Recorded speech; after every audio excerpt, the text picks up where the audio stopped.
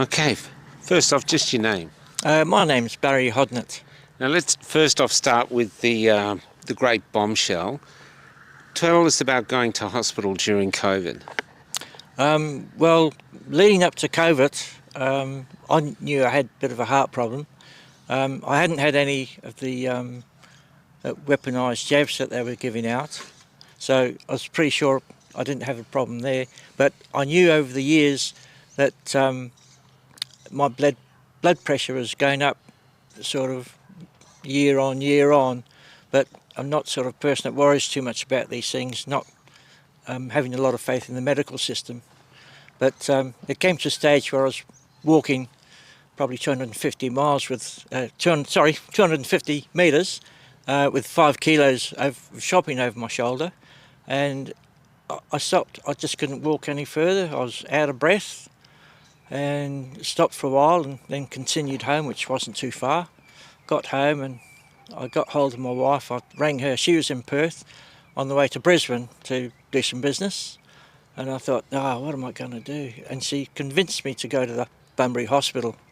So, but I'd heard over the radio that, according to the Premier at that time, Mark McGowan, that the hospitals were full, just full of, people having problem with COVID. And he'd always give the numbers of how many people were getting sick and what was happening there. And I was dreading going into emergency at about 9 o'clock at night on a Sunday. I thought, oh God, what am I going to do? Anyway, I followed what my wife said. I jumped into the car and went to Bunbury Hospital and parked it up and got into the emergency, and I couldn't believe it. The place was empty and it was supposed to be full from what our Premier had been telling us. And I went straight into the triage and they sorted me out and put me onto a bed. And a little while later, a doctor came along and they sorted me out and discovered what the problem was. But I just couldn't believe that the hospital was empty of people. How long were you there in the hospital? I was on the bed for quite a long time because it sort of taken quite a long time to do the tests. I was probably there for 4 or 5 hours, and hardly anybody came in that period of time. I thought, well, we've been lied to. And I know we get lied to, but to this extent I thought there'd be a lot more people in there with COVID problems, and there just wasn't.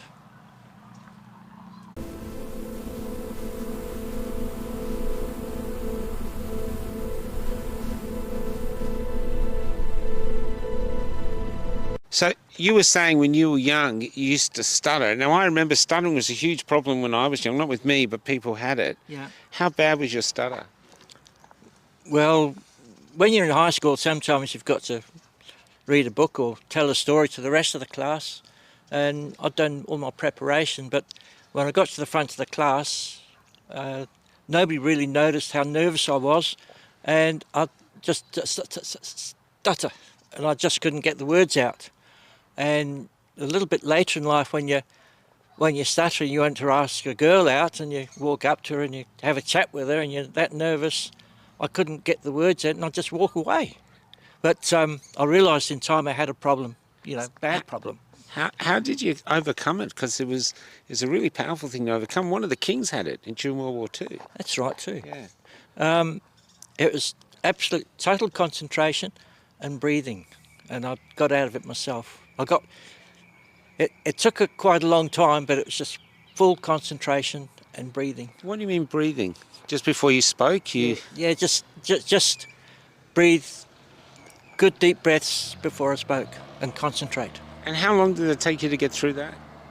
A couple of years. Yeah. Yeah. And you felt yourself getting better at it? I mean, you're amazing now. You haven't stuttered at all. Well, I amazed myself that I'm not stuttering now. No, I mean, it worked for me. Yeah. And now I can ask a nice lady out. Yeah. Can I ask you, how were you taken around with the stuttering? Was it hard to be in social gatherings because you... Oh, absolutely. I became much of a loner. I was very much a loner because of it. I couldn't talk to anybody. It was certainly a handicap. Yeah. Yeah. I mean, I say that now, but I've never used that word before because I haven't gone back and thought about it. When you had it, though, do you know where it came from? Were you stuttering as a little kid? Did it come on in school? Yeah, it certainly came on in school, probably high school.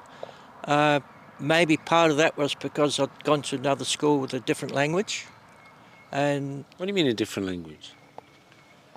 I don't want to go too deep into this, but my parents sent me to a school that spoke the Afrikaans language. I was the only English-speaking Oh, you guy were in there. South Africa? Well, different parts of Africa, but they sent me to school in South Africa. Okay. And probably when I had to think of Afrikaans words talking to people, I'd sort of get past the word out and not the rest. Yeah. But I don't really know. Yeah. But I was certainly quite nervous at that school for a while because they all didn't like the English because of what the English did to the Afrikaans nation. Oh, so you not only had to stutter, but you had to learn another language too. Right. You poor bastard. Just to make it especially hard. It was, yeah. But you got through it. Well, you have to. Yeah. You got no choice. Yeah. We are responsible for ourselves. Yeah. What did you end up doing as a job? Well, from there I went to an agriculture college in the old country called Rhodesia, and then did my army service there. And then I came to Australia, not knowing anybody, basically not knowing anything, and ended up in shearing teams for 25 years. A shearer? Wow. Yeah.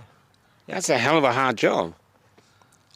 Like every job, it's what you make it. I loved it. Were It you was the shearer? You were actual shearer? Yeah. How did you manage to sustain your back? Because I know, or did that sling come in then?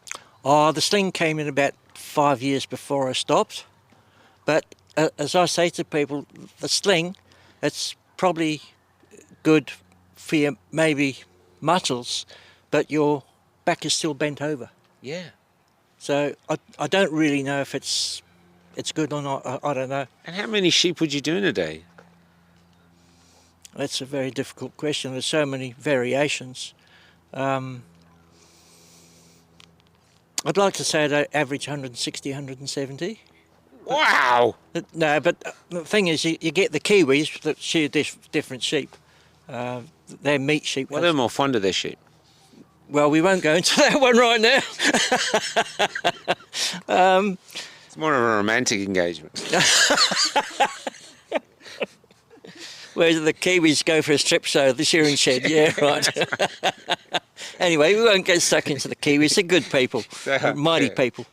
But the Kiwis, they'll do figures of 330, 350 a day on a neck. Wow. They're different sheep, different conditions. But when they are good shearers. And so, did you just do it around this area, or you went all over Australia?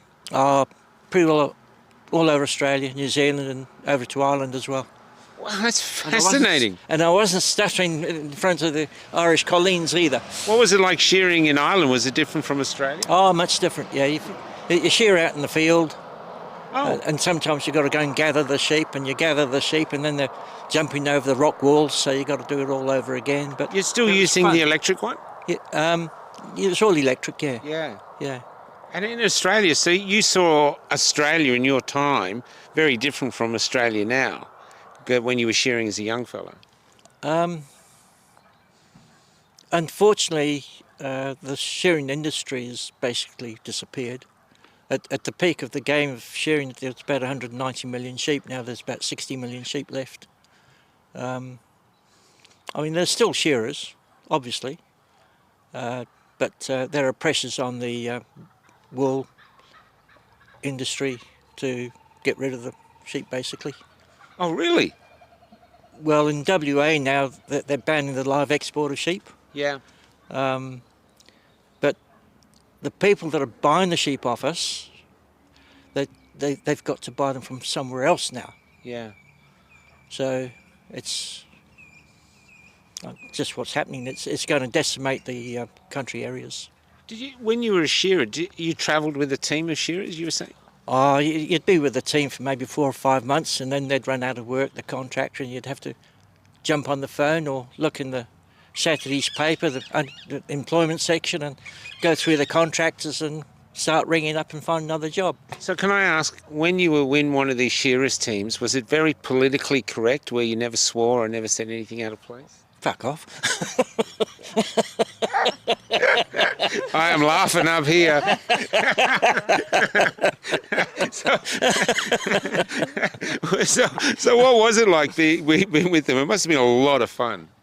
Oh, it was fun all the time. It had to be. Yeah. Now, in the station country, with the shearing, it's mostly all blokes. Yeah. A lot of time you'd certainly have a female cook, but there could be up to 20 guys in a team in the bigger teams, and that was a lot of fun. Yeah. Yeah, all good guys. It was hard work.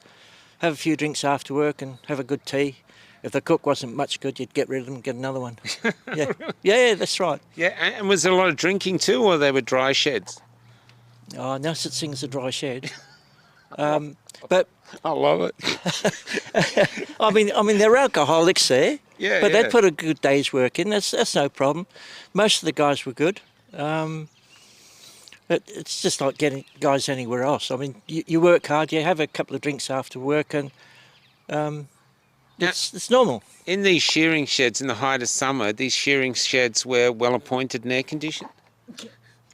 Yeah, you're waiting for the Fremantle doctor to come up the chute to cool you down. But how did you put up with that heat? You drink a lot of water because you're sweating from. Once you start shearing, half an hour, doesn't matter the temperature, you're sweating. Yeah. And where, can I just ask, as a person who's never shorn a sheep, where would you start when you shored them? Oh, you start on the belly. You start down here. Yeah. And take the wool off down there. And where the weather's got a little pizzle, you got to make sure you don't cut that. Yeah. It's. I was probably very fortunate. I started off as a rouseabout in a place called Campbellup, and there were 2 Kiwis in the team and 2 Aussies in the team, 4-stand shed, and these guys realised that I could work, and they were more than happy to show me how to shear. Wow. Yeah, no, they're great guys. Yeah. So it was a real mateship. Oh, all the way. So you miss it? I'd rather be back there than what I did for my later work. What was the later work? I was a courier around Perth. Oh, okay. Yeah. Which was completely different. You're still dealing with sheep.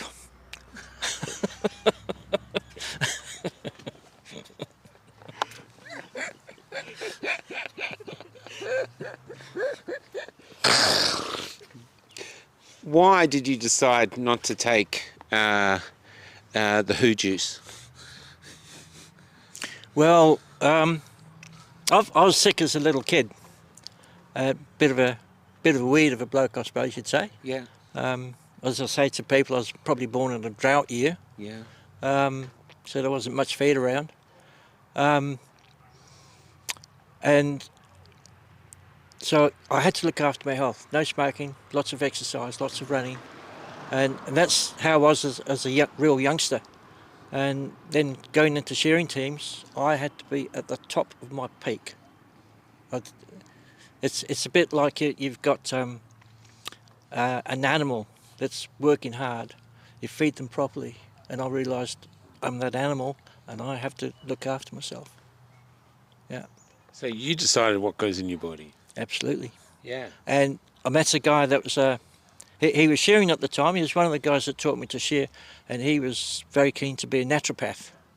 And he started natural therapies, and he used myself and a couple of other guys to practice the iridology on, and he'd tell us our characteristics and what was right and wrong with us. And he told us about the contents of vaccines back then. I was 27. Wow. And I thought, no, these things are bad. Never had one since. Wow. Yeah. Wow. So here you are, no PhD to your name, Well, no. self-taught learned shearer, and yet you still made your own decision about your body. Well, you have to. Everybody has to. You're responsible for yourself. Nobody else is responsible for themselves. So when did you arrive in Australia? 1974. So 1974, from where it was then, where every car you see would have been made in Australia, everything was made, Pretty well. to where you are now, what have you seen and what are your thoughts on where we are as a country now? Well, we've got a wonderful country that's going downhill fast. It's Well, currently, I'd even say for the last 50 years, the incentive for people to work for their own benefit has basically gone. There's no point working hard. Yeah, because there's nothing to gain. No. Yeah, what are you concerned about digital ID or anything else coming forward, or you don't bother by any of that? I don't understand computers, why would I? No, cash all the way. Yeah. You have to do what's practical, what you understand. Yeah. And a lot of people got different understandings. It might be good for the young ones, they understand computers, but I keep pressing the wrong buttons. Ask my wife. Maybe pressing the wrong buttons is why you're doing so well. Well, I've got great bomber friends where I am with people that have gone down the same health track. So, do you feel the last 5 years, have you benefited or not benefited from making the decisions you did? Has your life changed in the last 5 years because of that decision? It has, because my wife and I had different aspects of this COVID nonsense. So we're no longer together, unfortunately. She's a good lady, I'll always say that. So the jab is what split you up? We still had differences between that, and that certainly didn't help. And she didn't want to know anything about what I was talking about for a long time, because I've been into health issues, trying to understand things, and also political things that are happening around the world, and she wasn't interested. So it made life very difficult. Yeah, this has happened all through. Yeah. Can I ask, are you on the hunt for anyone? Have you met anyone new? I'm currently by myself, and I'd rather have a good mate with me. Yeah. Yeah. And if you were undressing this new mate, would you use the same technique as you do shearing sheep? I'm not a Kiwi.